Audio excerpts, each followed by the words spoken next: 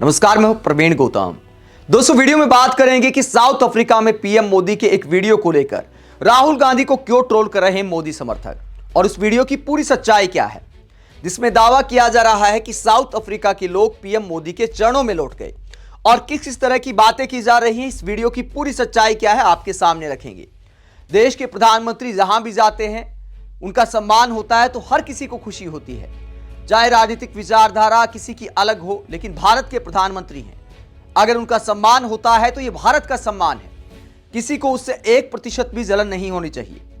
लेकिन क्या हमें सम्मान को लेकर ऐसा प्रचार करना चाहिए कि हम ही विश्वगुरु बन गए हैं, और क्या विपक्षी नेताओं को ट्रोल करना चाहिए? सामान्य बातों को लेकर क्या विश्वगुरु वाला डंका बजाना एक भ्रम पालना है, और क्या यह हकीकत है?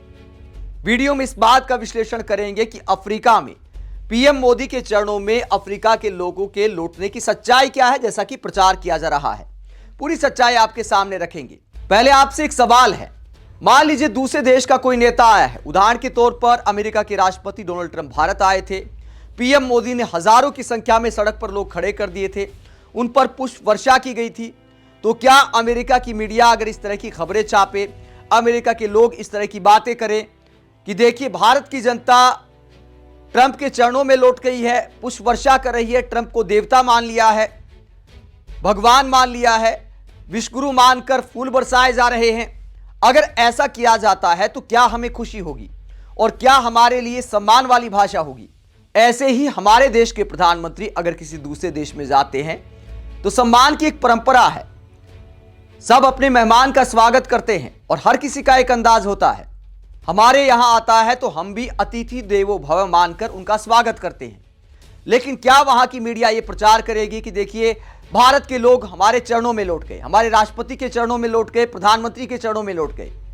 क्या इस तरह की भाषा का इस्तेमाल करना चाहिए? लेकिन मोदी समर्थक क्या कर रहे हैं? पीएम मोदी के इस स्वागत को लेकर जहां पर एक डांस किया जा रहा था, और डांस करते वक्त ये वेंडा समुदाय की महिलाएं हैं, एक परंपरा है, एक डांस है, तो दंडवत प्रणाम करती हैं मेहमान को। पीएम मोदी भी इनका प्रणाम कबूल करते हैं। बहुत शानदार वीडियो है, बहुत प्यारा वीडियो है। लेकिन लिखा क्या जा रहा है? यह मोमेंट नकली गांधी परिवार की जिंदगी से गायब है। मोदी समर्थक इस तरह का प्रचार करते हैं और कहते हैं नकली गांधी की जिंदगी में यह मोमेंट आउट है। किसी नेता के लिए ऐसा स्वागत देखा है कभी? साउथ अफ्रीका के लोगों द्वारा भारत के यशस्वी प्रधानमंत्री आदरणीय श्री नरेंद्र मोदी जी का आत्मीय स्वागत। अगर कल को राहुल गांधी देश के प्रधानमंत्री बनते हैं तो उनका भी ऐसे ही स्वागत किया जाएगा, नहीं बनते हैं तो नहीं किया जाएगा, जाहिर सी बात है। तो इसमें नकली गांधी वगैरह लिखना, मुझे लगता है कि इतने अच्छे वीडियो पर इस तरह की पोस्ट नहीं होनी चाहिए। आगे लिखा जा रहा है, दक्षिण अफ्रीका के लोग पीएम मोदी का स्वागत जमीन पर लेट कर करते हुए, ऐसा सम्मान राहुल गांधी को जीवन भर में कभी नहीं मिलेगा। बर्नोल मोमेंट है। तो इस तरह से कहा जा रहा है कि ऐतिहासिक वीडियो है। आगे क्या लिखा जा रहा है? जहां लोग किसी लीडर को प्रणाम करने के लिए जमीन पर गिर पड़े हों, साहित्यिक शब्दों में कहें तो साष्टांग प्रणाम किया हो। जोहान्सबर्ग में भारत के प्रधानमंत्री श्री नरेंद्र मोदी जी के सम्मान में आज ऐसा हुआ। ये आज की दुनिया के इतिहास में घटने वाली अनुपम घटना है। मतलब दुनिया के इतिहास में अनुपम घटना घट गई कि पीएम मोदी को साउथ अफ्रीका की वेंडा समुदाय की महिलाओं ने डांस करते हुए प्रणाम कर दिया। तो ये अनुपम घटना है दुनिया की, ऐसा मानो पहले कभी नहीं देखा गया। आगे लिखा जा रहा है, जब किसी नेता का स्वागत सिर्फ हाथ जोड़कर नहीं बल्कि जमीन पर लेटकर किया जाए तो समझ लो उस नेता ने दिलों में घर बना लिया है। दक्षिण अफ्रीका के लोग पीएम मोदी के स्वागत में ये जमीन पर लेट गए। ये सिर्फ प्रोटोकॉल नहीं, ये भावनाओं का विस्फोट है। सम्मान, प्रेम, अपनापन सब एक फ्रेम में। तो सम्मान और प्रेम तो है, इस बात में कोई दो राय नहीं। लेकिन यह कहना कि ये प्रोटोकॉल नहीं है, ये मुझे लगता है ज्यादा हो गया। ये प्रोटोकॉल का ही हिस्सा था। इन महिलाओं की ड्यूटी लगाई गई थी कि आपको मेहमान का स्वागत करना है, अपनी परंपराओं के अनुसार डांस करना है, उसी प्रोटोकॉल के तहत स्वागत किया गया है।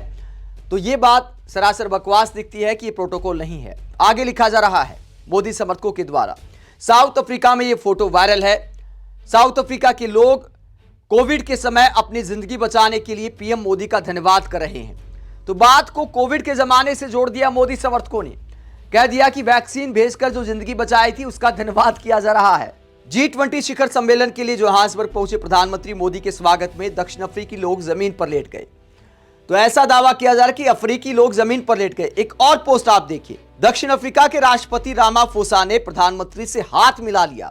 इसको लेकर कहा जा रहा है साउथ अफ्रीकी प्रेसिडेंट रामाफोसा ने हाथ जोड़कर विश्व गुरु बनने की ओर अग्रसर भारत के प्रधानमंत्री नरेंद्र मोदी का अभिवादन किया। ये मोदी जी का नहीं, देश के 140 करोड़ लोगों का सम्मान है, उनकी शक्ति का सम्मान है। मोदी जी के नेतृत्व में भारतीय संस्कृति अपना प्रभाव बढ़ा रही है। मतलब रामाफोसा ने हाथ जोड़कर प्रणाम कर दिया तो मोदी जी विश्वगुरु बन गए। दुनिया के सभी नेताओं का रामाफोसा ने सम्मान किया है, भारतीय परंपरा के अनुसार किया। बहुत अच्छी बात है, हमारी संस्कृति को अगर दुनिया में बढ़ावा मिल रहा है। लेकिन बात बात में खुद को विश्वगुरु घोषित कर देना, क्या यह सही है? यह एक बड़ा सवाल है कि विश्वगुरु आखिरकार हम किस मायने में बन गए हैं, और क्या किसी भी देश को, चाहे अमेरिका ही क्यों ना हो, क्या खुद को विश्वगुरु क्लेम करना चाहिए? भारत दुनिया का सबसे बड़ा बाजार है, भारत दुनिया का सबसे बड़ा लोकतंत्र है, इस नाते हमारा दुनिया में सम्मान है। हम दुनिया के ताकतवर देशों में आते हैं, इस बात में कोई दो राय नहीं है। लेकिन विश्वगुरु होना चाहिए किसी क्षेत्र में कि इस फील्ड में हम दुनिया में नंबर 1 बन गए, इस बात पर हमें स्वाभिमान होना चाहिए। लेकिन अभिमान दिखाते हुए हम खुद को दुनिया का सर्वे सर्वा बताएं, क्या यह सही है? क्या हमारे यहां कोई नेता आता है और यह कहे कि देखिए हमें विश्वगुरु मानकर भारत के प्रधानमंत्री स्वागत कर रहे हैं, तो क्या हमें अच्छा लगेगा? क्या हमारे स्वाभिमान के लिए अच्छा होगा? तो ऐसा प्रचार करने वालों को यह सोचना भी चाहिए। अगर वाकई ऐसा है कि हम विश्वगुरु बन गए हैं, तो ट्रंप को एक बार तो पीएम मोदी को जवाब देना चाहिए। जिस तरह की भाषा का इस्तेमाल वो भारत के लिए करते हैं, जिस तरह भारत पर टैरिफ लगाए जा रहे हैं, राहुल गांधी से लेकर तमाम विपक्षी नेता कहते हैं कि भैया एक बार ट्रंप का नाम तो ले दो, तो इन बातों का जवाब देना चाहिए। तो छोटी छोटी बातों को लेकर विश्वगुरु घोषित कर देना और यह कहना कि झुकती है दुनिया, झुकाने वाला चाहिए, इसे लेकर वरिष्ठ पत्रकार रणविजय सिंह क्या कहते हैं वो पहले आपको दिखाते हैं, उसके बाद आपको इस डांस वाले वीडियो की पूरी सच्चाई आपको दिखाएंगे।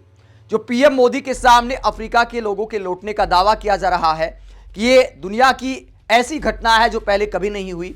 तो एक वीडियो और आपको दिखाऊंगा, उसके बाद दूध का दूध पानी का पानी हो जाता है। पहले वरिष्ठ पत्रकार रणविजय सिंह को आप सुनिए, जो विश्वगुरु वाला प्रचार है उस पर कटाक्ष करते हुए कहते हैं, साउथ अफ्रीका के राष्ट्रपति रामाफोसा का नाम लेकर कटाक्ष करते हुए, भारत में जो चलन है, विश्वगुरु वाला जो चलन है, दुनिया को झुकाने वाला जो प्रचार है, उसे लेकर व्यंग्य के रूप में एक वीडियो पोस्ट किया है वरिष्ठ पत्रकार रणविजय सिंह ने। जरा वो सुनिए। साउथ अफ्रीका का जो मीडिया है वो गजब तरह की नंगाई पुतराया है। आप पूछेंगे कि कैसे, तो बताता हूं आपको। दरअसल हो ये रहा है कि अभी साउथ अफ्रीका में G20 चल रहा है। G20 की जो अध्यक्षता है वो साउथ अफ्रीका को मिली हुई है।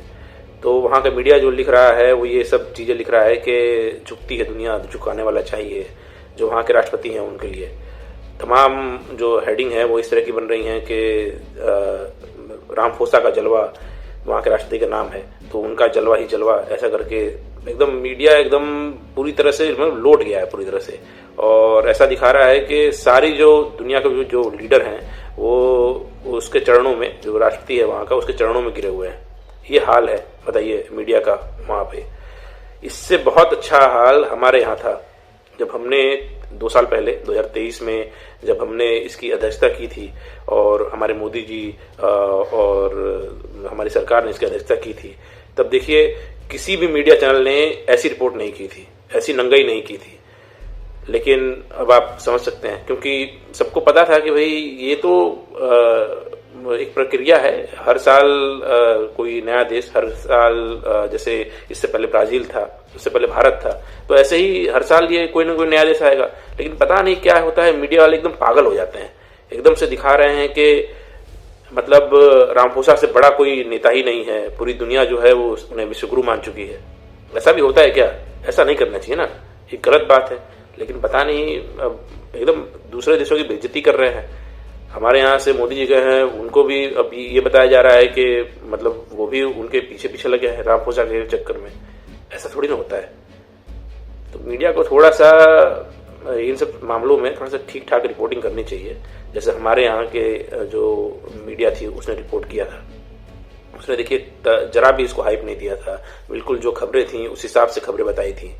जरा भी ऐसा नहीं दिखाया था कि मोदी जी विश्वगुरु बन गए हैं।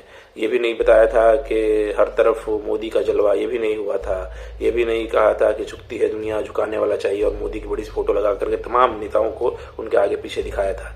ऐसा बिल्कुल हमने नहीं किया था। तो ऐसा ही मुझे लगता है कि साउथ अफ्रीका के जो मीडिया वाले हैं उनको भी सीखना चाहिए हमसे, और इस तरह की नंगाई नहीं करनी चाहिए। तो वरिष्ठ पत्रकार रणविजय सिंह कटाक्ष करते हुए वीडियो बनाते हैं कि हर साल G20 सम्मेलन कहीं ना कहीं होता है, हर बार अलग मेजबान होता है, लेकिन अपने यहां दुनिया के मेहमानों को बुलाकर क्या कोई डंका पीटता है कि हम विश्वगुरु बन गए हैं, हमने दुनिया को झुका दिया है? क्या कहीं और आपने ये प्रचार देखा है?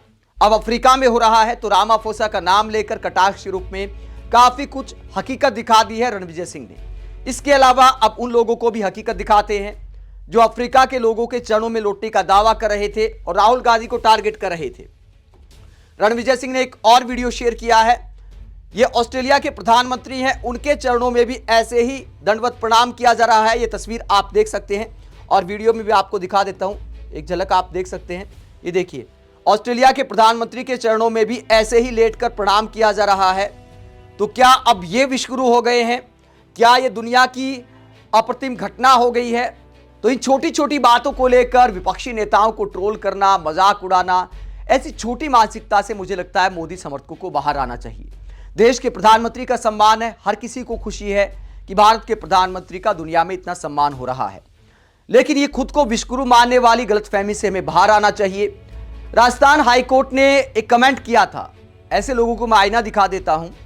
राजस्थान हाईकोर्ट ने जो विकसित भारत 2047 की बात की जाती कि भारत को 2047 में विकसित भारत बना दिया जाएगा, तब तक हो सकता है हम विश्वगुरु भी बन जाए, इस तरह की जो बातें की जाती हैं, तो राजस्थान हाईकोर्ट ने सरकारी स्कूलों के हालात पर एक टिप्पणी की थी कि 2047 का प्लान छोड़िए, आपके पास कल का प्लान नहीं है कि सरकारी स्कूलों को कैसे बेहतर बनाया जाए। तो ये देश के हालात हैं जहां शिक्षा, स्वास्थ्य, बेरोजगारी, इन सब बातों पर काम करने की जरूरत है। हम भले कितनी भी बड़ी इकोनॉमी क्यों ना बन जाए, हमारे सामने बहुत चुनौतियां हैं। जिस दिन पर कैपिटा इनकम में हम सम्मानजनक हालात में चले जाएंगे, आगे मैं नहीं कहता, अगर सम्मानजनक हालात में भी चले जाएं तब भी हम मान लेंगे कि मोदी जी विश्वगुरु बन गए हैं, क्योंकि इतनी बड़ी आबादी वाले देश को संभालना आसान बात नहीं है। आप दूसरे देशों के साथ तुलना नहीं कर सकते, ये बात सच्चाई है, लेकिन कम से कम धरातल पर काम होता तो दिखाई दे। किसी कोर्ट को यह टिप्पणी करने का मौका ना मिले कि आपके पास कल का प्लान नहीं है। शिक्षा, स्वास्थ्य, बेरोजगारी, इन सब में सार्थक प्रयास तो दिखाई दे, लेकिन क्या वाकई ऐसा हो रहा है या हवाई प्रचार हो रहा है? आप इस पूरे मसले को लेकर क्या सोचते हैं? कमेंट बॉक्स में अपनी राय जरूर दें, साथ ही चैनल को सब्सक्राइब भी करें। नमस्कार।